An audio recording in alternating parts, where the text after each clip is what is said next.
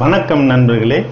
King வெட் சேலங்கிற YouTube channel வழியாக உங்களை நான் சந்தித்து என்னுடைய கருத்துக்களை பகிர்ந்துட்டு இருக்கேன். இந்த சேனலில் வீடியோஸ் உங்களுக்கு பிடிச்சிருந்ததுனாக்க சப்ஸ்கிரைப் பண்ணுங்கள். அடுத்தடுத்து வரக்கூடிய வீடியோஸ் அப்டேட் தெரிஞ்சுக்கிறதுக்காக அந்த சப்ஸ்கிரைப் பட்டனுக்கு பக்கத்தில் இருக்கிற பெல் பட்டனை கிளிக் பண்ணுங்கள். நன்றி. இன்னைக்கு பண்ணையாளர்கள் எல்லாரும் தெரிஞ்சிருக்க வேண்டிய ஒரு நோய் பற்றி பார்க்கலாம். அசிடோசிஸ்ன்னு சொல்லுவோம். அதாவது ரத்தத்தில் அமிலத்தன்மை மிக அதிகமாகிறதுனால இந்த நோய் ஏற்படுது. இந்த நோய் மாடுகளில், எருமை மாடுகளில், ஆடு, செம்மறி ஆடு, வெள்ளாடு எல்லா கால்நடைகள்லையும் இந்த நோய் ஏற்படுது. இந்த நோய் ஏற்படுறதுக்கு முக்கிய காரணம்னு தவறான உணவு முறை. அதுதான் இது நம்ம கால்நடைகளுக்கு கொடுக்கக்கூடிய உணவில் அதிகமான தானிய வகைகள் உணவை கொடுக்குறப்ப இந்த நோய் ஏற்படுது. தானியங்கள், அதாவது கார்போஹைட்ரேட்னு சொல்லக்கூடிய மாவுச்சத்து அதிகமாக உள்ள தானிய வகைகளில் அரிசி, கோதுமை, மக்காச்சோளம், இல்லாட்டி பல வகைகள், இல்லாட்டி அந்த மாதிரி அதிக மாவுச்சத்து உள்ளக்கூடிய உணவு வகைகளை நமக்கு தேவையில்லைன்னு சமயத்தில் கால்நடைகளுக்கு கொடுக்குறப்பையோ இல்லது தவறான சமயத்தில் கால்நடைகள் நிறைய உண்றப்பையோ இந்த நோய் ஏற்படுறதுக்கு வாய்ப்பு இருக்குது.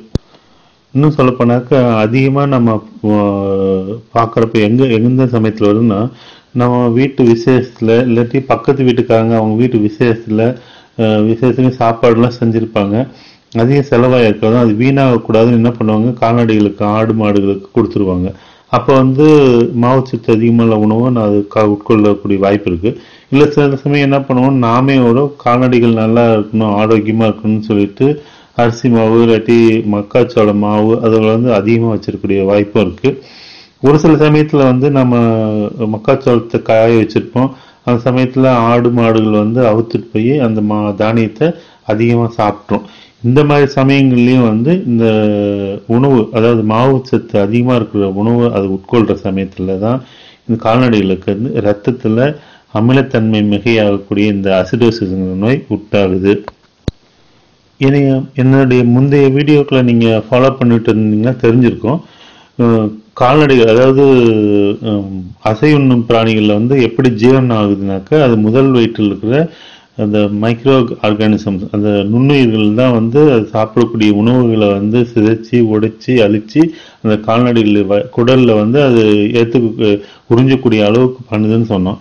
அந்த நுண்ணுயிர்கள் வாழக்கூடியதற்கு தேவையான அமில காரத்தன்மை அந்த வயிற்றில் இருக்கிற சமயத்தில் தான் அந்த நுண்ணுயிர்கள் உயிர் வாழும், அந்த ஜீரணம் நடக்கும். அந்த கார அமிலத்தன்மையில் மாறுபாடுகள் இருக்கிறப்ப அந்த நுண்ணுயிர்கள் அழிஞ்சு போயிடுன்னு ஏற்கனவே நான் சொல்லியிருக்கோம். இப்பயும் அதே தான் நடக்குது. இப்போ இந்த மாவுச்சத்து அதிகமாக உள்ள உணவை சாப்பிட்றப்ப என்ன பண்ணால் அந்த மாவுச்சத்துக்கள் எல்லாம் போய் அமிலமாக மாறுது வயிற்றில். அந்த அமிலமாக மாறுறப்ப என்ன பண்ணுதுனாக்க, அந்த அமிலங்கள் முழுசும் பயன்படுத்த முடியாதனால அந்த முதல் வயிற்றில் அமிலத்தினுடைய தன்மை அதிகமாகிடுது.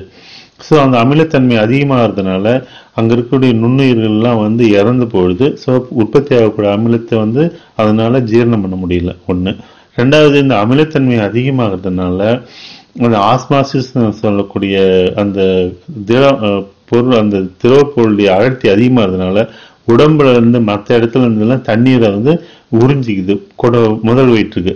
அப்போ மாடுகளுக்கு நீர் பற்றாக்குறையும் ஏற்படுது.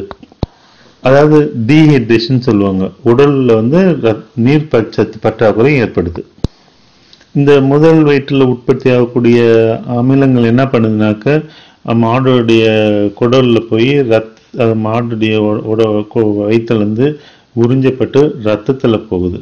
ஸோ அப்போ ரத்தத்தில் என்னென்னா, அது ஏற்கனவே இருக்கக்கூடிய அமிலத்தன்மையோட அதிகமான அமிலத்தன்மை ஏற்படுது. ஸோ அப்போ கால்நடைகள் பாதிக்கப்படுது. பாதிப்புகள் எப்படி இருக்குனாக்க, கால்நடைகள் தீவனம் சாப்பிடாது, அஜீரணமாக இருக்கும். நல்லா இருக்கிற கால்நடைகளோட வயிறு பார்த்தீங்கன்னு வச்சுங்க, அசைவு இருந்துக்கிட்டே இருக்கும். அது அசைகிறதுனால தான் அந்த மாடுகளுடைய ஜீரணம் ஆகுது. அந்த முதல் வயிற்றுடைய அசைவு நின்று போயிடும். மாடுகள் அசை போடுறதை நிறுத்திடும். அது மட்டும் இல்லாமல் இந்த முதல் வயிற்றில் நம்ம என்ன சொன்ன, ஏற்கனவே உடல் இருக்கிற எல்லா பகுதியும் நீரை இழுத்துக்கிறதுனால அந்த வயிற்றுக்கு எல்லாம் நீர் நிறைய ஆயிடுறதுனால அதை நீங்கள் வயிற்றை தட்டி பார்த்தீங்கன்னு வச்சுக்கோங்க, ஒரு பலூனுக்குள்ளே தண்ணியை ஊற்றி தட்டுனா எப்படி கொடக்குன்னு ஆடுமோ அந்த மாதிரி நம்ம அது இடது பக்கத்தில் இருக்கிற வயிற்றை தட்டி பார்த்தீங்களாக்க கொடக்குன்னு தண்ணி ஊற்றி வச்ச மாதிரி ஆடும். அதாவது இந்த வயிற்றுல அமிலத்தன்மையுடைய நீர் வந்து அதிகமானதுனால அந்த இதுக்கும் இது வந்து ஒரு ஒரு இந்த ரத்தத்தில் அமிலத்தன்மை அதிகமான நோயுடைய அறிகுறிகள் நம்ம முக்கியமாக இது தெரிஞ்சுக்கலாம். இதை வச்சு தெரிஞ்சுக்கலாம். இந்த கால்நடைகளோட நாய் சாணம் வந்து சாஃப்டாக இருக்கும். சில கால்நடைகள் வந்து கழிச்சல் இருக்கும். அப்புறம் வந்து ரொம்ப நாள்பட்ட கால்நடைகளை வந்து காலில் வந்து நொண்டும். கால் பாதத்தில் வலி இருக்கும், லேமினேட்டிஸ்ன்னு சொல்லுவாங்க. அந்த குழம்புல வந்து வலி இருக்கிறதுனால கால் நொண்டும். சில கால்நடைகளை வந்து மடிநோய் ஏற்படுறது கூட வாய்ப்பு இருக்கு.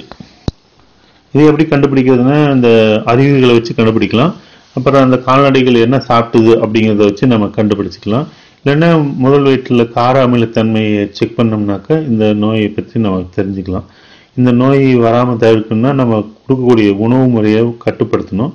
வந்த பின்ன என்ன பண்ணணும்னாக்கா முதலுதவியாக நீங்கள் என்ன செய்யலாம்னாக்க இந்த அமிலத்தன்மையை வந்து நியூட்ரலைஸ், அதாவது சமப்படுத்துறதுக்காக காரத்தன்மை உள்ள உணவு உள்ள கொடுக்கணும். அதாவது நம்ம இட்லிக்கு தோசைக்கு போடுற பலகார சோடா இருக்கு இல்லைங்க, அந்த பலகார சோடாவை ஒரு லிட்டர் தண்ணியில் கலந்து ஒரு 50 கிராம் இல்லாட்டி ஒரு 100 கிராம் கலந்து அதை வாயில் பொறையாராமல், அதாவது ட்ரென்ச்சிங், அதாவது உள்ளே ஊற்றுறப்ப வந்து பொறையாராமல் ஊற்றினோம்னாக்க அந்த ஏற்கனவே வயிற்றில் இருக்கிற அமிலத்தன்மையுடைய இதை நம்ம நியூட்ரலைஸ், அதாவது சமப்படுத்துறது மூலம் அந்த நோய் பாதிப்பு அதிகம் ஏற்படுத்தாமல் பண்ணலாம். அது வந்து 2-3 தடவை கம்மி அந்த உடனடியாக சாப்பிட்டுனாக்க நீங்கள் கொடுக்குற பலகார சோடாவே தண்ணி கொடுக்குறதே போதும்.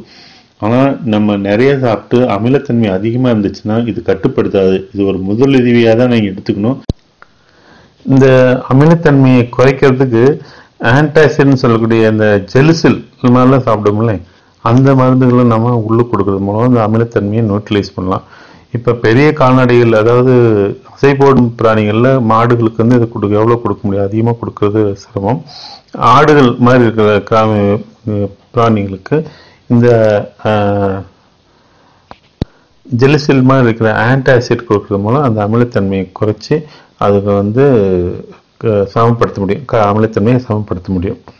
இதை செஞ்சுட்டு உடனடியாக கால்நடை மருத்துவர் அணுகி அதுக்கு தகுந்த சிகிச்சை அளித்தா கால்நடைகளை காப்பாற்ற முடியும். இல்லை நம்ம அதை கவனிக்காமல் விட்டுட்டுனா கால்நடை இறப்பு ஏற்படுறதுக்குரிய வாய்ப்பும் இருக்குது. அதனால் முதலுதவியாக நீங்கள் செய்யுங்க. மற்ற சமயத்தில் கால்நடை உதவி மருத்துவர் அணுகி தகுந்த சிகிச்சை எடுத்துங்க. இந்த தகவல் உங்களுக்கு பயனுள்ளதாக இருக்குன்னு நினைக்கிறேன். நன்றி. வணக்கம் நண்பர்களே.